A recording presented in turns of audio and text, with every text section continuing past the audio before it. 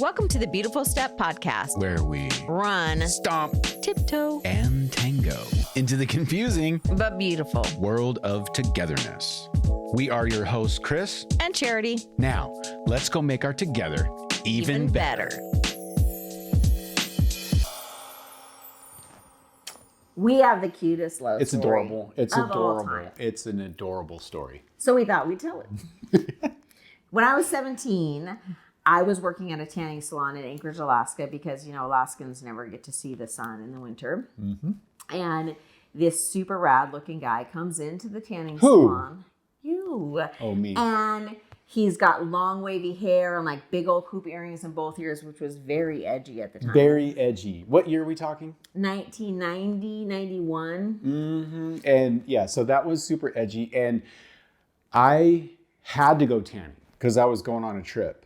Oh, I like that you had to make that disclaimer right there. He's I'm not that at vain, all. okay? Yeah. Okay. Actually, I am. The trip was always a lie. When anyone asks me, hey, why are you going tanning? I'm always like, I'm going to Hawaii. I'm going to Hawaii. Back then, it was so not masculine to go tanning. True. So you had to sort of fake it. But I wrote down his name because it was before computers really were at places. And so we had to write down on like manual cards and deduct the minute stand. And I remember writing down his name, Kris Carmody, and I was like, oh, he's so cute. But we just had a normal interaction because, you know, I was just at work. And meanwhile, I had a boyfriend. Schmoyfriend, never got my way. But meanwhile, imagine me walking into this tanning place and you are behind the desk. And you radiated beauty. And it wasn't because of the tanning machines and radiation. It was because absolutely breathtakingly gorgeous. Every inch of you, your skin, your hair, your vibe, like the whole thing. I remember just going, like, where are you from? Like, what are you? It was you were angelically perfect. And you still are. It's true. I mean, oh my.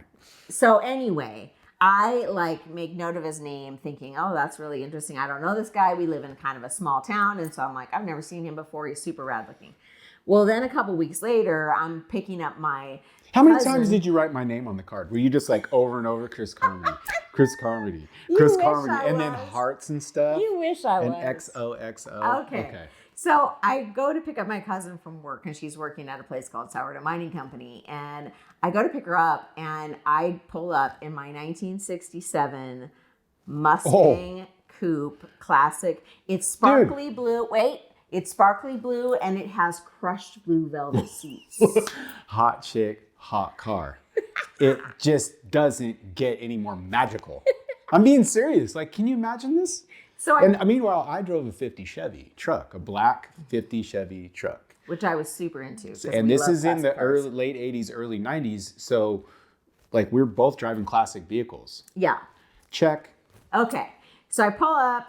I get out of the car to go grab her. She can't leave work right then for some reason. And when I walk in, I see him.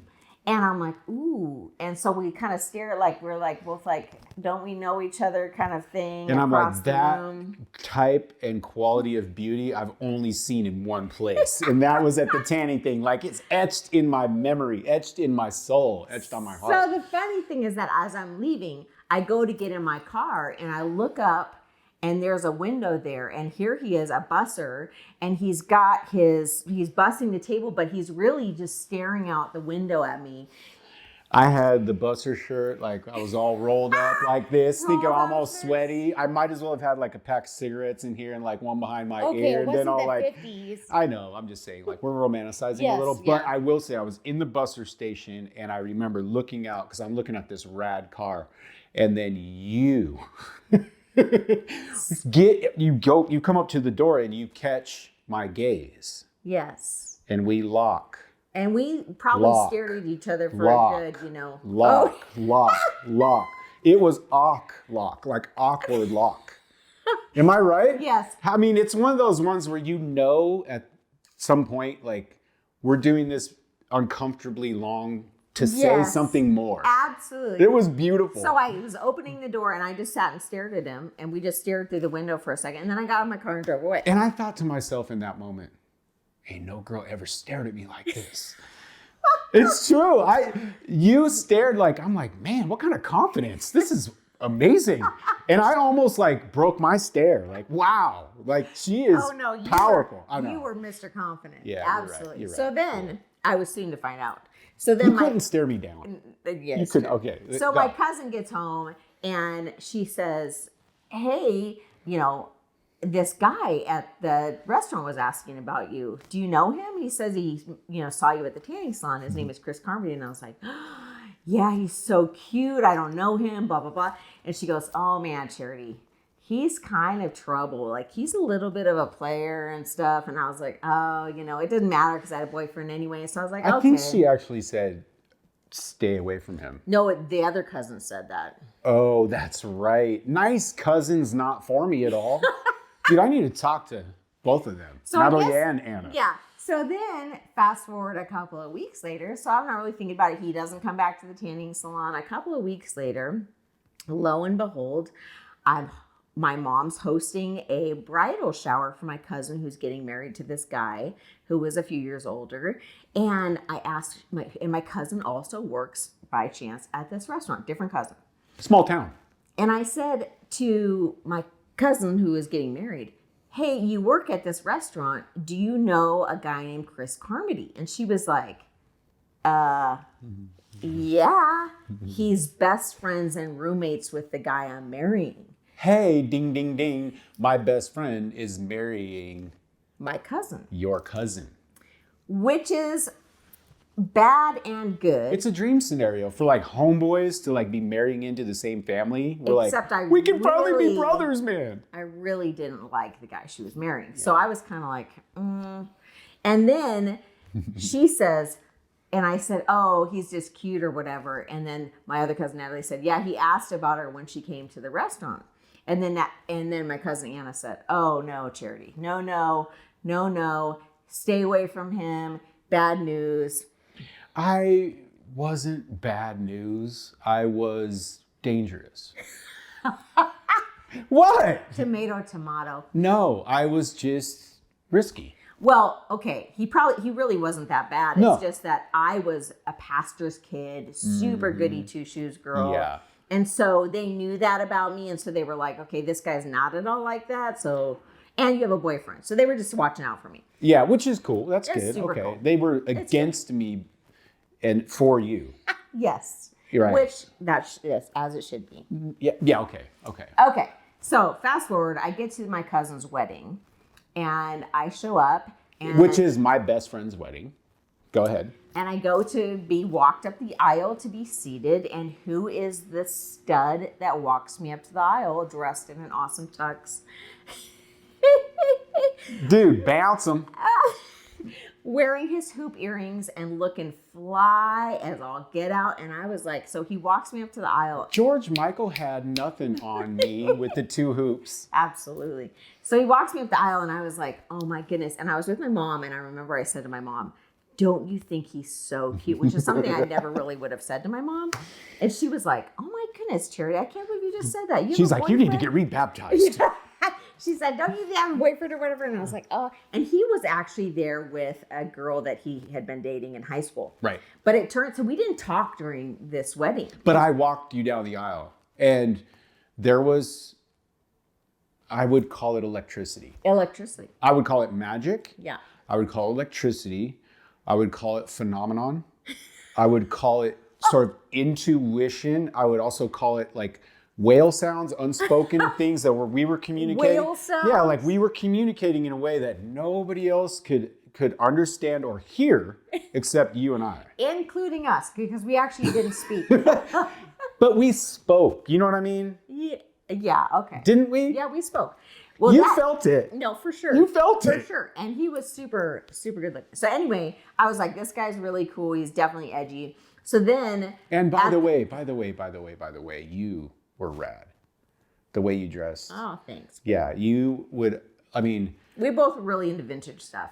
Purple velvet coat with a huge fur collar. Yeah. And your hair at that point was like pixie. No, I hadn't cut it yet. Oh, no, not then. I'm just, okay, so that's fast forward a little bit. Yes. But anyways, keep going. Yeah.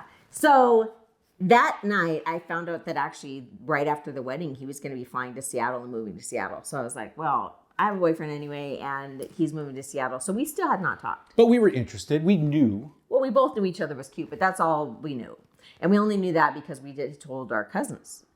And meanwhile, I know that there was a little bit of like Anna and I talking about how I really thought you were cute and you asked about me. So there was a little energy in the air. Yes. So you moved to Seattle. I moved to and Seattle. And then what happened?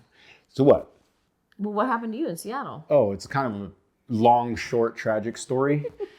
Basically, I couldn't get my act together. And so I went down there. I worked a few different jobs and stuff, stayed with some friends and that kind of stuff, and pretty much just got homesick. Yeah, it wasn't really his cup of tea. It really just was not my cup of tea. And so I came back about a year and a half later. Well, not to move. You came back to visit. Right. He came back to visit, and he called me out of the blue. He must have gotten my number, and this was before cell phones. Mm-hmm. So he called my landline at my house. Time out. The reason why I called you is because I had internally made a change. Right. I really did. I was like, you know what? Time for me to grow up. Time for me to get I was getting into church. I was like cleaning up my act. My friend was like on pace to be a pastor. And so I was like, you know what? This life that I want would be the perfect life for Charity. The pastor's daughter. Yes. The goody Like two-shoes I know that I could give her a perfect life. Well, I remember your friend James actually telling me before I'd ever spoken to you, my friend Kris is like becoming religious in Seattle, and I'm wondering if you'll then marry him if he becomes very religious. That was the baseline. Like, you don't date. It's like you interview for marriage. Yeah, pretty is much. The thing. It's Yeah. there's no dating. It wasn't It's like like an audition for marriage every pretty time you much go out. in religious cultures. Yeah. So anyway, so fast forward, he comes home, and I get this phone call in the middle of the day, and it's him. And this is the first time we've ever spoken. And he says, "Hey, this is Kris Carmody." And I'm like floored. I'm on the phone. I'm like, "What?" Meanwhile, you have a boyfriend. Yes. And he says, I've graduated from high school and stuff now.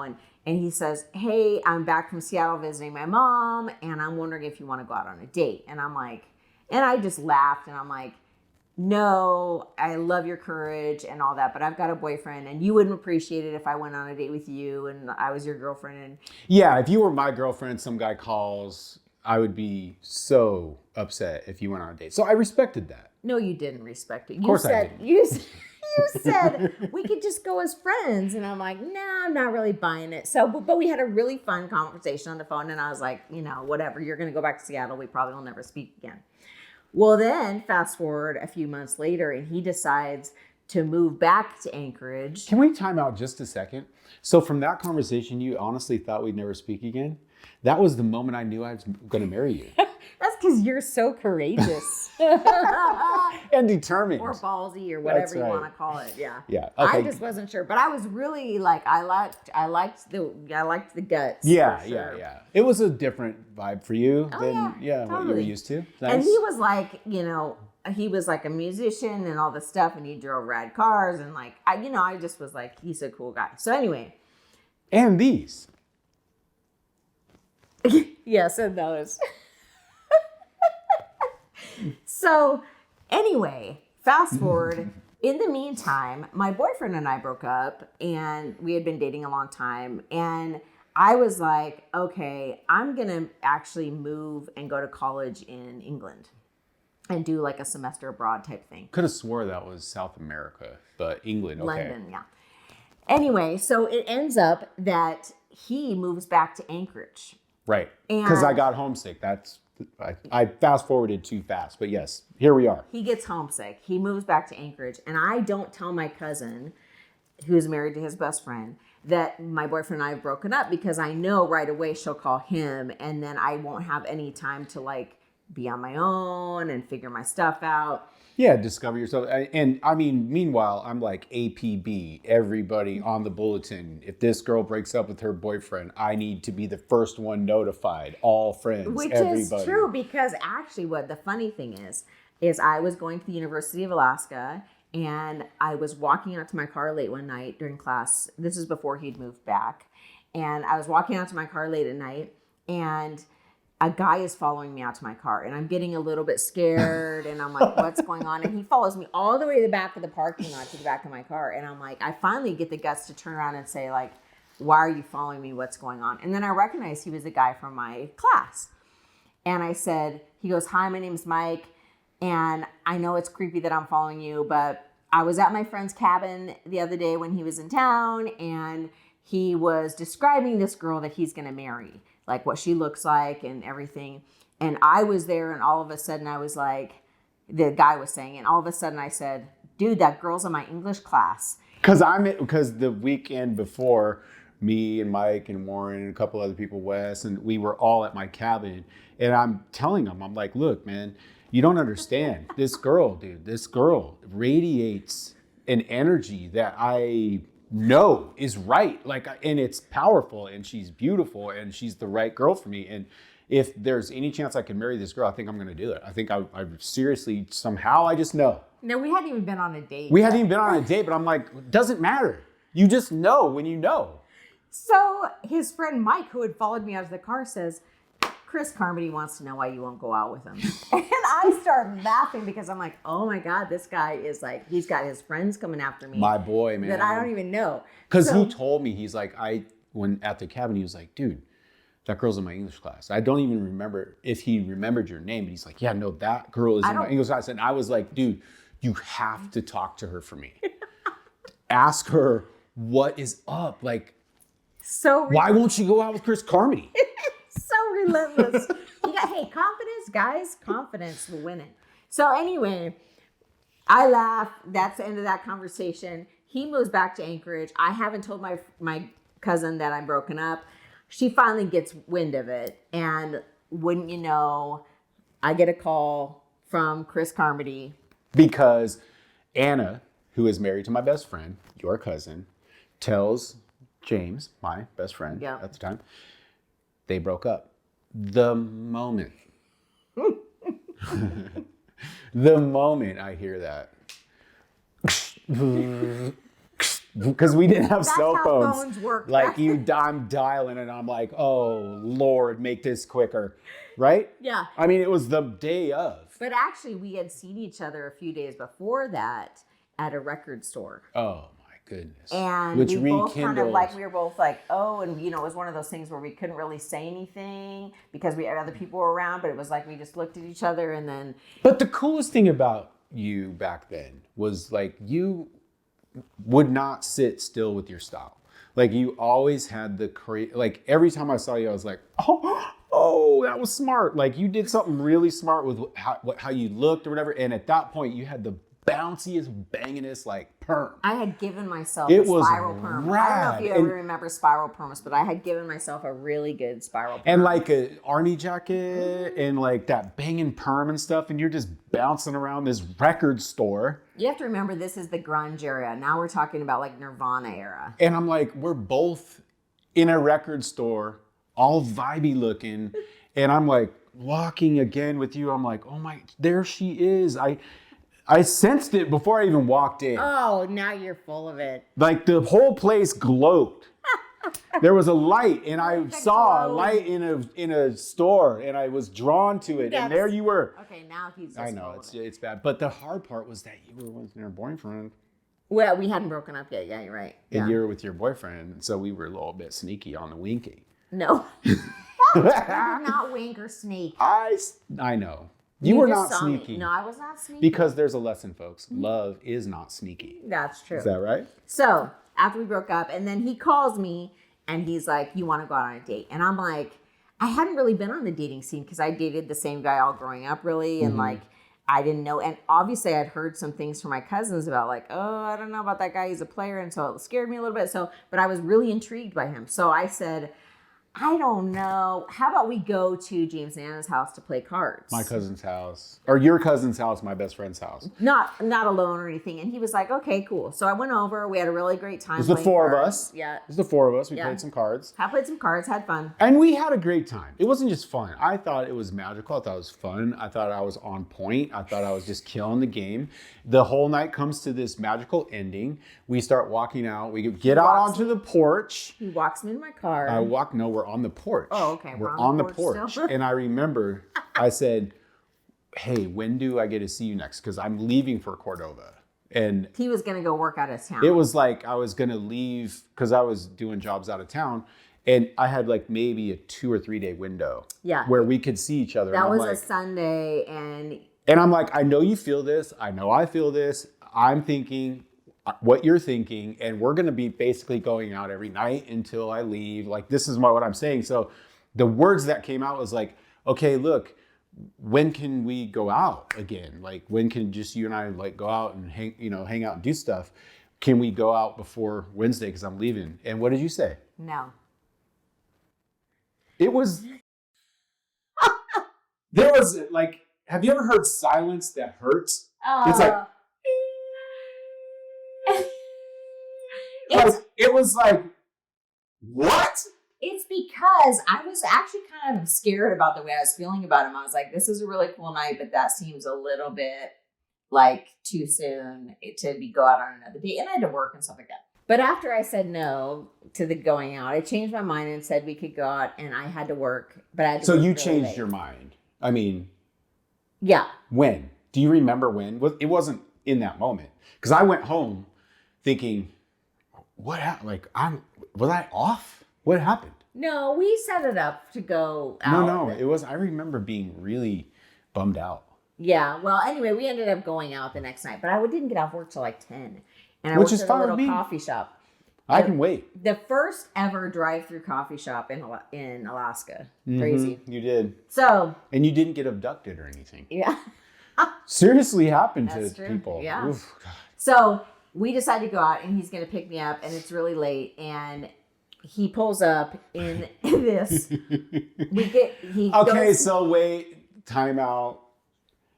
I had to make a living. I was industrious. I was working. I was always trying to start businesses and do stuff like that. So I had sold my classic truck, sold my IROC, sold, all these super vibey, rad vehicles that I had along the way.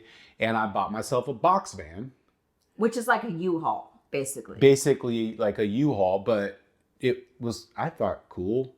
Well, because he was a contractor, so that's cool. Yeah, I was insulating houses and, doing countertops and stuff. I was doing my thing. Yeah, he was 21 at the time. And I had no shame pulling up in that thing because it meant I was a working dude. Yeah, but I was surprised by it for sure because he goes to pick me, he comes to the door and then I walk out and it's late at night and then I see this giant U-Haul and I'm like, it's not what in the, I'm like, what are we doing? But it has a bench seat, which he insists was, this is a great Jedi move, but he was like, well, don't you think you need to scoot over a little bit? It is a bench seat. So I scoot over. If anyone saw me rolling around with you on a bench seat and you were all the way over by a window, all the way. I'd have to move.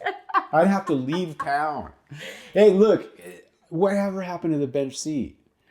It's all buckets now. It's all It is like romantic, we're, bench seats. Individually, comfortable, whatever. We still have a vehicle right now that has a bench seat. I will True. always have one in my life because that's the way we roll. Huh, baby? It is. I'll scoot up next to you anytime.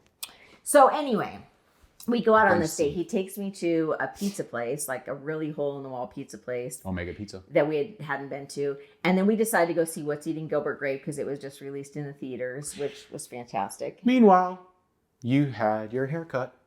Oh, yeah. By then, I had, again, Kurt Cobain era. This was 93. So I had cut my rad. hair off super short pixie. And it I went was from being like- down to my butt to be pixie. When I saw that, I was just like convinced that you were badass. Badass, like Justin Bieber would say, you're a badass bitch. I was so like, oh my goodness. It was the Sinead O'Connor era, It too. was so Although I rad. had It to was shave, but it was so pretty rad. close. I love that. So we went out on this date. We went to the pizza place. We went to see a movie. And then we were still really wanting to hang out. And by now it was like 1 or 2 in the morning. And so we went to eat again. We went to eat at Village Inn because it was the only thing open, and hung out. And then we just drove around and talked about stuff. And we stayed out till 5 a.m. just driving around talking about things. And we found that we were talking about everything, like how many kids he wanted and what lives we wanted us. And it was really magical. It was really magical. I mean, we even talked about marriage and stuff, even the first date. Yeah, we didn't kiss or Absolutely. anything. No. He dropped me off at my house and it was 5 a.m. And I remember I had to sing at church the next morning. And I remember being like, okay, I feel really interesting about this guy. And, Interesting about this guy. I love that. And I told my mom and dad, like, that was a really cool day. My dad's like, oh, you're just, it's a rebound. Don't worry about it, blah, blah, blah. It'll go away, right? Like kind of thing. Yeah. So anyway, it's Sunday, right? And so that night, really late at night, we hadn't talked all day. Again, no cell phones, no texting, nothing like that. We hadn't talked all day. And I knew a Sunday was going to be busy for you because you did a lot with your family at church and stuff. Yeah. Like that. You guys were running a huge church. So I think to myself late at night, because I was just coming home from something, I was like, I know that he owns a trailer, like a mobile home. Because I hadn't had you over. We'd only been on the one date. I knew he owned a mobile home, and I knew he lived in a certain area of town. So I was like, the only mobile home park I can think of is this one. And honestly, I was kind of wondering, like, is he the player everybody said? Like, if I just randomly showed up to his house, if I could find it, am I going to find, like, that he's somebody different than what he's letting on? I mean, this was kind of like the mantra in my head. You were kind of doing your homework. You were going to like basically either you were going to show up to my place if you could find it in the Diamond Estates trailer park. Okay. Diamond Estates. You know, I don't mess around. Yeah. Yeah. But you were doing your homework. You were going to be, look, if I show up and he's high and, you know, Mike and Warren and everybody are over and we're, you know, smoking weed and we're drinking and stuff like that, you can go ahead and shut this down. You can relieve yourself of all of this pressure. I kind of wanted to see what his house looked like, and I figured, hey, it's just one mobile home park, and I know he drives a box van, so maybe I'll be able to spot it. So sure enough, I pull into the mobile home park, and I'm driving around on the streets, and I feel this sinking feeling, and I'm like, I know he lives on the street. I can tell. And See. You felt the energy, the unspoken whale call. The whale call. You let off an aura too. I know. Well, in more ways than one. So I'll get into that. So he already alluded to the fact that I'm a very confident person, and I was extremely confident when I was younger, bordering arrogant. And there's some naivete that's mixed in. Yeah. So I see that it's his trailer, and I'm like, and by now it's probably about midnight, and I see that there's like a blue light coming out of his windows in his living room. Like it's coming out of the house. And I'm like, oh, that's a TV, because TVs used to have like the blue light that would come off of them. Yeah. And it's midnight and there's no other cars around besides his car. And I'm like, I'm just going to go knock on the door and surprise him. And at midnight in a trailer park. Okay, wait a second. I got to go back for a second. Okay. Because when we were on this really long date till 5 a.m. the night before, one of the things we talked about was that he used to in Seattle, because we were laughing about like how he would sick his friends on me and like all this stuff. And then one of the things he said was like, what kind of wedding would you want? And I said, well, I've always wanted a text from Song of Psalms, which is a scripture. Yeah. I wanted it's section. It's like the love story in the Bible. Right. Like there's all of this really erotic and romantic language in it. Yes. It's a beautiful book. And I wanted it read at my wedding. And he was like, that's so weird. And I wasn't really that familiar with the Bible. I was confirmed in a Lutheran church, which is kind of like you just go there to hang out with your friends or whatever. So I wasn't totally familiar. So I was like, dude, I need to read this romantic erotic book that's in the Bible. So, but he told me that he used to have these dreams of me in Seattle where I was like dancing around in daisies, which are my favorite flower, and I was wearing bell bottoms. And it was my full-on happy place. I thought it was like so cute that he was saying this to me on our first date. Well, then, so I knock on the door. I'm at his trailer. I knock on the door, midnight, blue lights coming out. No answer. Knock again, no answer. Hello, most people are asleep by then on a Sunday night at midnight. Hello. But what did I do? broke in. I didn't break in. I just walked right in because it wasn't locked. So I walked You're right going in. around trying doors in trailer houses. I didn't even have to try the doors. I just walked right in the front door. I know. So I walked right in the front door and I'm like, I just want to see what's going, what he lives like. So I walk in, the blue light's coming off. It's the middle of his living room. It's definitely bachelor pad because there's only a poker table and then one small couch. It's a love seat size seat. couch that my mom gave me from her condo. And the blue light was because those old TVs, when the VCR stopped, because I was watching River Runs Through It. I mean, it's just such a beautiful movie. It stopped and then it just comes up on a blue light. So what do I walk into in this living room? But him laying with his cool, wavy, long hair and earrings and like an A shirt, a white A shirt. And they call it a muscly, wife beater or whatever. That's derogatory. It's But an that's, A-shirt. you know what I'm saying? It's like the white tank top. The ribbed tank top. Yeah. And he's wearing like baggy jeans. And so he's laying down and he's sound asleep in front of the TV. And he's looking super fly because that blue light. But what is in front of him? But this giant family-sized Bible, like the kind that are like outstretched to here, with giant bold print that are hardback. It's because I went to my mom and asked, hey, do we have a Bible? Like, is there a Bible? And she was like, yeah, I think I got one, and she has this giant family Bible that's like white leather, purple binding, and like gold, and like all the gold like writing in it, and like gold ribbon that you know. And so it was the only one that her and I could come up with at the time. And so she's like, yeah, you can take this. It's King James, probably hard to read, but go for it. Which at that moment, you had asked your mom, or you told your mom you were going to go out with me or something. Well, that's kind of a long story. But basically, I took my mom to Sourdough where I work because I got a discount. Hey, Hey, you're young. I was, ingenious. What do they call that? Resourceful. Resourceful. Right. So anyway, and I tell my mom, I met the girl that I'm going to marry. And she's like, how long have you known her? Like, are you guys moving in or what? And I was like, well, I'm going on my first date with her tonight. This is what I'm talking about. Hey, The confidence. Confidence. Anyway, fast forward to needing a Bible. She had given him the Bible. Yeah, she gave me the Bible. I walk in the house, blue light. He's laying there sound asleep, hair, and what is in front of him on his coffee table is that giant family Bible opened up to Song of Solomon. With gold letters. I'm not even making this stuff up. And I'm like, oh my God. And then, crazier even than that, is this really rustic, like watercolor that he had done of me. I was assuming it's me because I'm in bell bottoms and I have my hair and I'm dancing in sunflowers and daisies. And he had painted it in a watercolor and they were both sitting there on his, what do you call it? Coffee table. And I'm like, oh my goodness, this is magical. This guy really, like, what he's saying about how he feels about me is true. So what do I do? What do you do? I know exactly what you do. You reach out. I kneel You're down. reaching out. You can't help but reach out.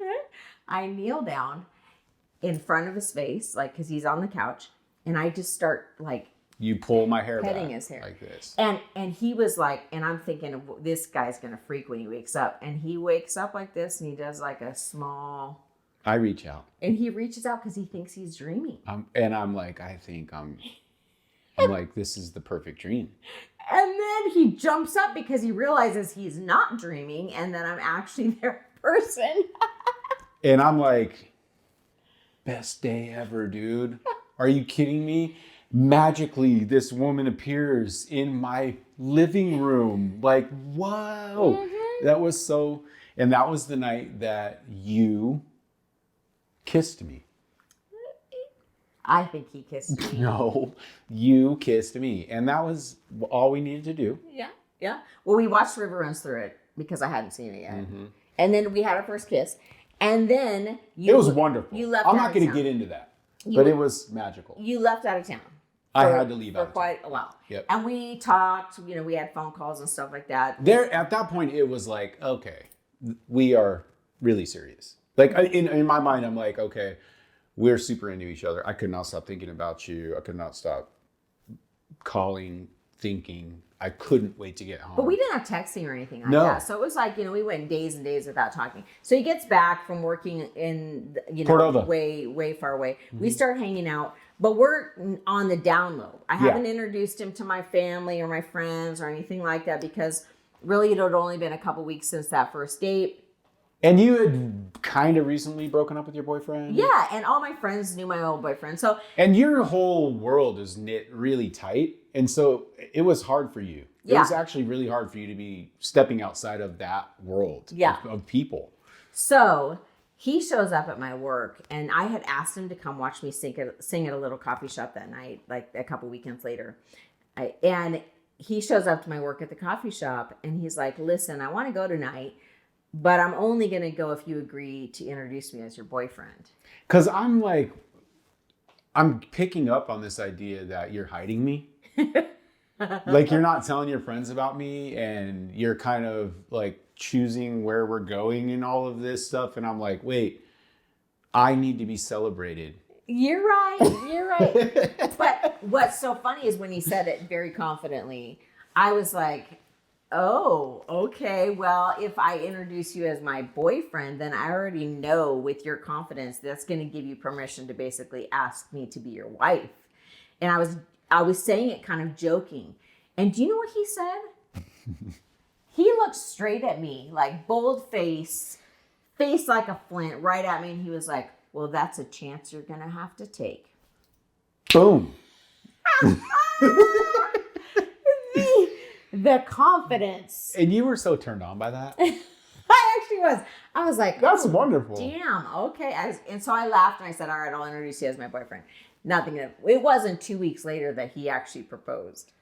Well, I had to wait 2 weeks. I didn't want to seem like I was in a big hurry or something. In the middle of that time, the 2 weeks from, like me introducing him to any friends, I told my dad, I'm like, I really like this guy. I think you should meet him. And my dad's like, oh, it's Rebound. Well, then he said, okay, tell him to go to a movie with me. Yeah. So your dad, he wants to go to, you want me to meet him. Yes. And I really want to meet him. But guys had always been very intimidated by my dad. This guy, he's larger than life. He's this pastor guy and stuff, and he's this leader Very and all these charismatic. very charismatic guy. Everybody loves him, everybody does what he says all the time, And but I was never in that world. No, so you didn't know any different. The only guys that I was maybe intimidated by or looked up to were the guys who could outwork me or who were more talented than I was, right? As far as like working, because that's the way I was raised. I was raised in a working environment. Anyway. I love that you were super, like you weren't afraid at all. So you said, I'll go out. I was like, dude, I'm going to go out. Yeah, I can't wait to meet your dad. Like, this is going to be wonderful. Okay, like, they're going to everybody loves me. Yeah. Your dad's going to love me. Trust me. Yeah. Watch. So I'm like, oh man. So he's going to go out with my dad to a movie. So I'm sitting there waiting.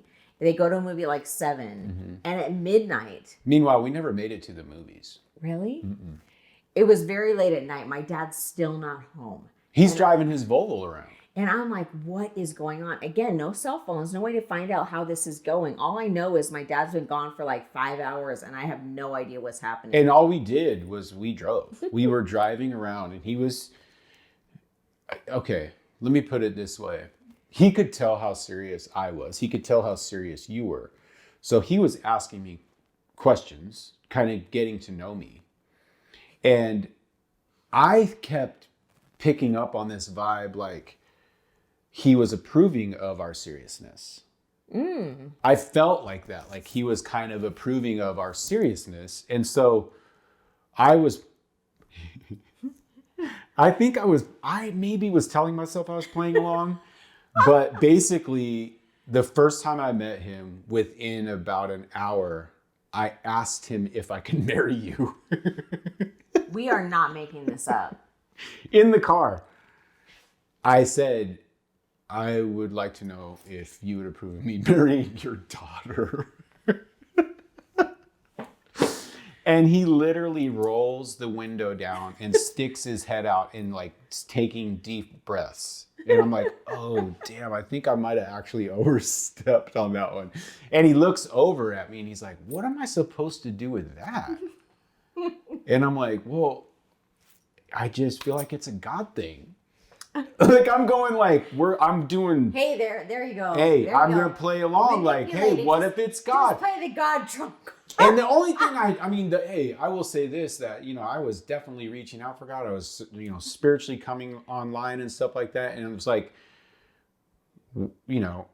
that is what I sort of believed. Like, honestly, I was like, I think this is a God thing for sure. Like, there's no question that we are meant to be together. And the only way that's working is if the entire universe is like at our, is making this advantage happen. Yeah. And so I was fully convinced, like, no, there's no question in my mind that God set us up. So And I think you believe that. Yeah. But I wasn't expecting you to ask my dad the first time you met him. So my dad He came around. So my dad, well, what did you say to him when he said, what am I supposed to do Well, with that? then he really started grilling me. He started getting into it. He's like, how are you going to provide for her? What do you got, and you don't know her personality. I was 18 years old at the time. Yeah. Keep in mind. 18. And I was pretty young. But I would say, I was like, look, man, I work. That's the best thing I can do is work my butt off and make sure she's got a great place. We have money, we have food on the table, all of that kind of, like, that's what I would do best. I like to be that guy. You have no worries in that regard. And my dad could see that you clearly were infatuated. I was clearly infatuated. I was a really hard worker. I was getting my act together, and Who wouldn't like you? And not only that is because his comment was, my daughter can be a little bit of a bulldozer. Is what were his words. And he's being very kind, but he was just presenting that as like their personality. But he could see in me that I had a certain strength and a certain confidence that you weren't going to just sort of bulldoze me over. But he did warn me. He was like, you're going to get worn down. Like, trust me, how strong are you? Basically is what he asked me. Like, are you strong enough for my daughter? And I was like, I think I am. So I'm sitting up waiting, freaking out, going like, what is happening? And my dad comes home and I'm downstairs in bed because I'm like, I don't know what's happening. And I have a phone downstairs in the hallway and I wait until I think Kris is actually, oh, my earring just came off. Nice. I wait until Kris is actually what I think home, I think he's actually gotten home. And I call his line and I'm like, what is happening? Why are you home at like so late? How did it go with my dad? And he says to me, well, I asked him if I could marry you. And I think I fell over in the bathroom. Like I had pulled the line into the bathroom to try to be quiet and not wake anybody up. And I was like, you did what? And he said, oh, I think I asked him if I could marry you. And I was like, what did he say? And you said, I think he says, yeah. And I was like, oh my gosh. So I don't think I slept all night. Yeah. Because then because he definitely was like, you guys might be able to do this. So, and my parents were moving to Africa in a few months. Mm-hmm. They were moving to go be missionaries and I was going to be like on my own and I was about to turn 19 and I needed to move out and all that. And they were moving like indefinitely. Yes. Like selling everything. So all of a sudden I'm like, okay, this guy has gotten permission from my dad. What's going on? And so we get to, the next morning I said to my mom, like, oh yeah, what did dad say about last night? I'm trying to be all like coy about it. And she goes, well, he said that Kris asked if he could marry you. And I was like, oh my God. She was like, I don't know what to tell you, except your dad really felt like it was a God thing. And so he said yes. And we were like, oh my goodness. So sure enough, fast forward another week. Hey, baby, when you know, you know. You got to be able to close a deal. You know what I'm saying? So how did you propose? When you see a really good thing happen, you got to be able to close that deal, baby. So how did you propose? Well, because here we are. I'm waiting now because I'm like, is he actually going to ask me to marry him? We've only been dating 3 weeks. 3 weeks. Yeah, Officially. and my grandpa gave me a hookup on a dude who makes rings out of his house. And so I got a hookup on that. I don't know. I don't know if I got ripped off or not, but bless my grandpa. It was a solitaire. It was nice. It was beautiful. Anyway, I had this idea that I would get a shirt printed, and I did. I got a shirt printed with these like fuzzy letters on the back of it. And I had a motorcycle back then. And so my plan was put the shirt on and it says, Charity Irwin, will you marry me, on the back of it. And we were going to be cruising down. If you've ever been on the Seward Highway in Alaska, it's one of the most magical places on the planet. And we were going to be cruising down the Seward Highway. And then I was going to lift my jacket up, or at least, motion to her, like, lift my jacket up, so that she could read the back of my shirt while we're on the motorcycle. I thought that was a pretty romantic idea. That is a romantic one. So that was my plan. But how many people know that plans don't always go the way they should? There was no motorcycle wreck or anything. That probably sounds like I'm about to say like something went terribly wrong, but it didn't. It was just that, this is even a longer story, that you decided that I needed my laundry done. Because I kept buying new socks and stuff like that rather than doing laundry. Yeah. Because it was more economical for me to just buy socks That's and not underwear. true. You just really, yeah. But anyway, you were like trying to teach me how to do laundry and stuff like that. And I had the ring up in my, like, there's a cabinet above my washing machine. And I had the ring up there and you were back there and I just knew that you saw it. And I didn't actually see it. But I was like, yeah, she probably saw the ring. Dang it. And so I was like, well, if she saw the ring, then I need to take care of this right now. So he just went over there and put on the shirt? Yeah, I put on the shirt. Go ahead. What did I do? You put on the shirt? I put on the shirt and then I just got on a knee. Yeah. And I was like, I love you, baby. Will you marry me? And you... Did I cry? No. Oh, I don't... You didn't? I didn't cry, but I did say yes. You did say yes. You was like, it's about time. It's been 2 weeks. So we went to our favorite restaurant really late that night and celebrated. And then it was like wedding planning. So then we had basically 3 months before my parents moved to get our wedding together. So we did the entire wedding for $5,000. It was absolutely gorgeous. Yeah. We had a bagpipe person. We had like 700 people show up to this thing. 700 people at the wedding. It was a really cool wedding. And I will just say... My mom made my dress in that time period. Yeah, we were very resourceful people. We don't come from any kind of money on either side. Like my mom was in the school district. And we had to get it done, man. Yeah, we had to get it done. But I will say that our story has been a strength to us our entire marriage. Absolutely. And it's been so reassuring to have that type of, like, when you know, and when you're confident, and when you fall in love and the other person knows how into you they are, there's no greater strength. Yeah. And I will absolutely love you forever till the day. I love you. Yeah. I do.